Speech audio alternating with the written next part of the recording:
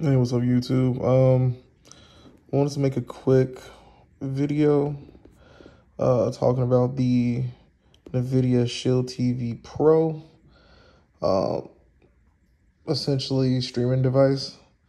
Um, yeah, it's pretty good. It's pretty good. I want to say these came out in 2019, I believe. If you do any sort of research, like, people will let you know right away. This thing is old in the sense that it came out 2019 and there hasn't been another model, any sort of update since. Now, as you can see, I mean, clearly this is the Shield TV Pro in particular. So, I mean, they clearly do have other models of it. I guess you can say non-pro models. I do remember when this, or around, kind of sort of around when this came out, this was a big deal because it was kind of something where, you know, if you were gaming and, you know, things like that, you know, you had your PC set up and you had that Nvidia graphics card, you can just, you know, straight up stream from your PC to here and play your games essentially anywhere. Like, right, that was one of the selling points. If we actually look at some of the things on the side of the box, because when I got this, my use case was very specific, and I'll get into that in a second. But when I got this, I just straight up, my thing was, I just opened it. I actually bought two of them, which is kind of wild to go from having no Shield Pros to having two of them in my house. And like I said, I'll get back to the reason why. But I did a lot of research for the most part, you know, actually looked into, you know, what I was trying to do, and this seemed like the only real true option. But I never actually looked at the box. I got one from Amazon. The other one I got from Best Buy. The only reason I didn't get them both from Best Buy or both from Amazon was because Best Buy had a whole bunch of essentially points that I could exchange for essentially money off. So it didn't make sense not to do that. So I was actually able to get one for about 80 something bucks, right? This is a $200 item that I got down to 80 something. The other one I did pay full price though. Premium home theater experience. So just right away, this is something that means a lot to me. This is important. AI upscaling I'm not super into, but I think I'm gonna start playing some of my older content and have that turned on just to see what it looks like. But 4K HDR is important because, I mean, my TVs, they output 4K HDR. And then this was the main thing, right? And I'll explain a little bit more about that in a second. But that Dolby Vision and Dolby Atmos, Dolby Vision is more the TV, but the Atmos part, and I'll get into that, like I said, in a second. Upgrade to Shield TV Pro. So I'm assuming what they're trying to say is like these are essentially the upgrades compared to prior models. Plex media server. So you can actually use this to host your media server. So with me, Plex is a huge thing. Like, it's a major thing. I've had a Plex server for, I mean, it may have been about somewhere between 6 and 8 years now. I've had a Plex server. So yeah. Premium Android games, don't really matter to me. I have 3 gigabytes of RAM, 16 gigs of storage. I'm wondering if there was another Shield TV Pro model that actually had more RAM.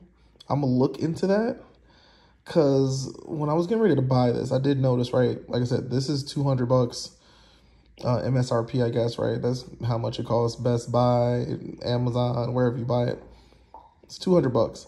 But then I saw another Amazon listing that was for a bit more. So I don't know if there was another model of this Shield TV Pro that had more RAM. I have no clue, but there was one that cost a bit more, and I wasn't sure what the difference was. I wasn't really looking into it at the moment, but now it kind of makes me wonder a little bit.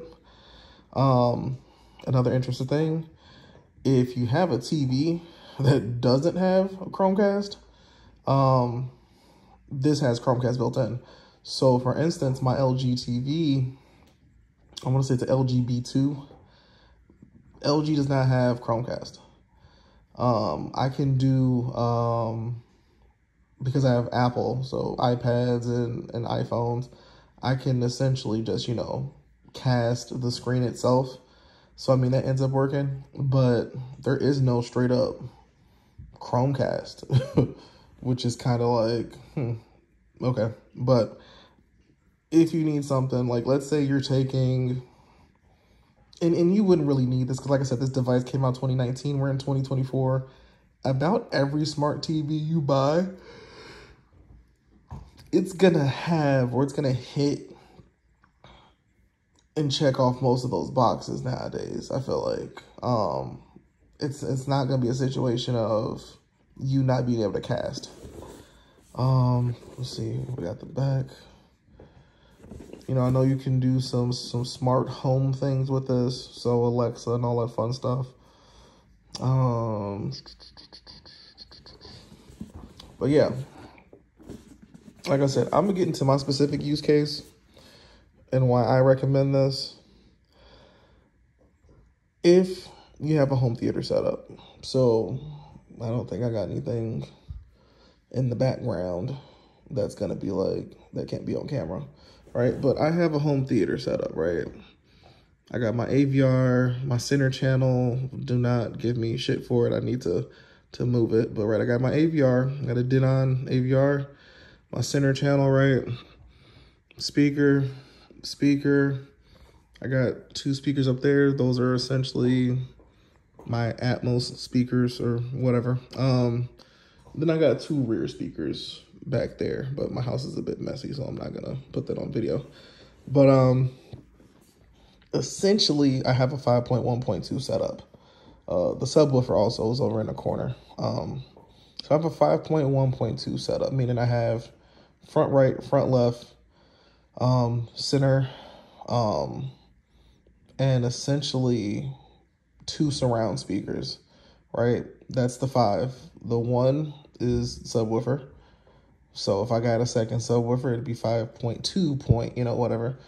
And then that 0.2 are essentially the height speakers. So, right, yeah, I essentially have a Atmos setup, right? The thing is this. This is essentially the only device on the market that thoroughly, completely, straight out the box, no additional anything needing to be done, really, right? You don't have to use a special app or this, that, the other. This straight out the box, if you connect it as so you'd connect the Shield Pro into like that media player input on the back of your AVR. And then of course the AVR should be going to your TV. Like I said, most TVs nowadays, they have, ARC, eARC. They have that input, right? That's how it should be connected. So Shield Pro into AVR, AVR to TV. What this thing does out the box is it allows the codecs for Dolby True HD, right? Dolby True HD, which is like lossless, pure true Atmos, basically, right? And DTSX, right? DTSX is essentially the competitor to Dolby True HD, right? So DTSX, or you may see something that says DTS HD MA. MA, I want to say that's master or whatever. But yeah, those codecs, straight out the box. If you're somebody like me and you're using a Plex server or whatever you're streaming your files locally through, or even remotely, the only way that I've seen so far that your AVR can actually process that is literally having this device. So you straight up need it. Like, the biggest complaint I hear from the community is the fact that, yeah, it's at this point a 5-year-old device, right? And folks are like, Nvidia, what's going on?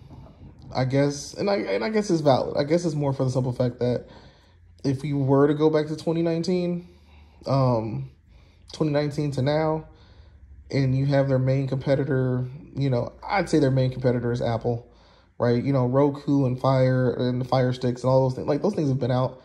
But I would say the main competitor, the real competitor, honestly, is Apple, or the biggest competitor in a sense, right? We're talking about who has enough money to truly compete and truly put out some hardware that could actually destroy this thing if they ever really tapped into it, is Apple, right? So you have the Apple TV 4K, I think it's like, what is it, the 3rd gen or whatever, right? That's the main #1 competitor to this thing. And even then, that device cannot fully tap into Dolby True HD or DTSX.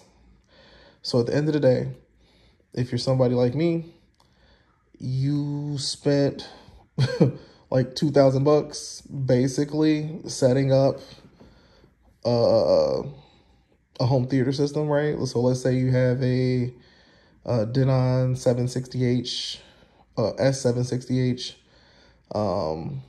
Let's say you go with 4 Sony bookshelf speakers. Let's say you get the Sony center, the matching center, right? Let's say for subwoofer, you go with something decent. You don't need anything super, super expensive. But like, let's say you get a subwoofer that's about 200, 250 range. And then just for shits and giggles, you get the Sony, the matching Sony Atmos speakers that usually are top firing, meaning you would actually put them on top of the bookshelf or the tower speakers, and they just, you know, they aim up at the ceiling, and it's supposed to bounce off the ceiling down to your sitting position. In reality, like I said, like, you can just take those and in all honesty mount them to your wall or angle them, but you don't want them really on top of that, bouncing up on your wall. Like, anybody will tell you that's not really the best way to do that. So let's say, like I said, anyways, let's say I got 4 Sony bookshelf speakers. I got the matching center. I got the Atmos modules, right? And I find a subwoofer that's like 200, 250, something like that. And they got some decent ones. You just gotta do the research to find basically decent enough subwoofers in that price range. They do exist. And then, like I said, what Denon S760H. I want to say that AVR over there that I'm actually using in my living room is a Denon S760H. I also have an X3700H. And yeah, they both could not play True HD or DTSX until I got this device. After setting that up, whole completely different world I'm living in. I'm like, I have movies in my Plex, server that output True HD, but they've never been able to actually do it.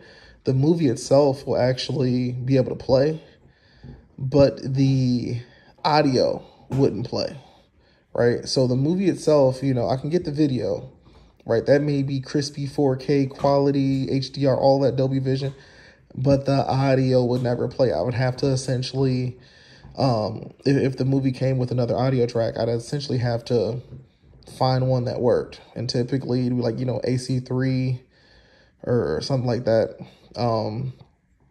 But True HD was not working, and like never worked until I got this device. And And like, I can't sit here and be like, it doesn't make a difference, yada, yada, yada. It makes a huge difference. It makes a huge difference. Yeah, like I know, like I said, 200, that's a lot for something that's just not, like Nvidia any day, if they wanted to, they could just make a new one of these. Just make a new one.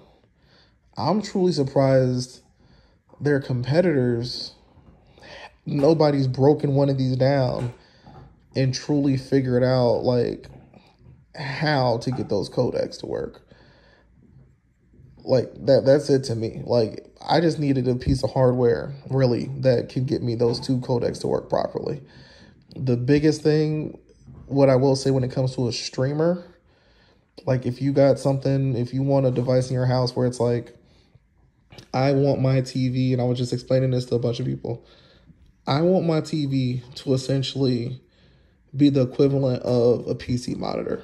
I don't want my TV doing anything else other than displaying whatever it is that I'm trying to, look at, right? I don't want it processing anything. I don't want it running apps. I don't want it, right? That's a way to look at it. That's the reason why people buy these streaming devices, right? Because like I said, most people have a TV that's probably a smart TV, especially in 2024. So that TV can connect to the internet. That TV it probably comes preloaded with apps. Yet you still have people who will go buy one of these, or more than likely they'll go buy an Apple TV and run everything from there. And in all honesty, it is better, right? I can't sit here and say that the Apple TV 4K HD third, right? I'm pretty sure it probably is technically the best streaming device, right? The best streaming hub type of device that you probably could own. I'm pretty sure it is, because I'm pretty sure the processing power in it is a lot better than the Shield TV Pro. But like I said, this is purely a device that you're probably going to buy if you're one of those folks who has a full Atmos capable setup. Even if, let's say you were just running a 3.1. Here's the funny part. Right now, because I'm lazy and didn't finish my setup for my second home theater with my X3700H, I just have 3 of the speakers connected. I got the two fronts, the front right, front left, and the center connected. Those speakers are ELAC Carina line speakers. So those fall under premium speakers, right? But it's just the front left, front right bookshelves, and then the center. I haven't hooked up the surrounds. I haven't connected any height speakers or anything. Even listening to true HD and DTSX content just on those 3 speakers and the subwoofer it just sounds different. It sounds way better than how I was listening to everything before, right? And I haven't even ran room correction. I haven't ran any of those things, I haven't done any of that. And I'm sitting here saying it's a difference. It's a difference. The audio quality is different, hands down.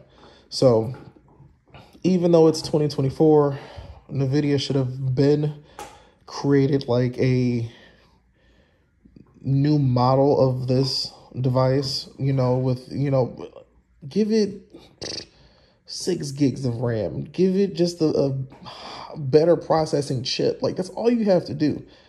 Like, that's all they have to do. And like, they'd make, like, people will buy this. Like, this costs $200, better processing chip.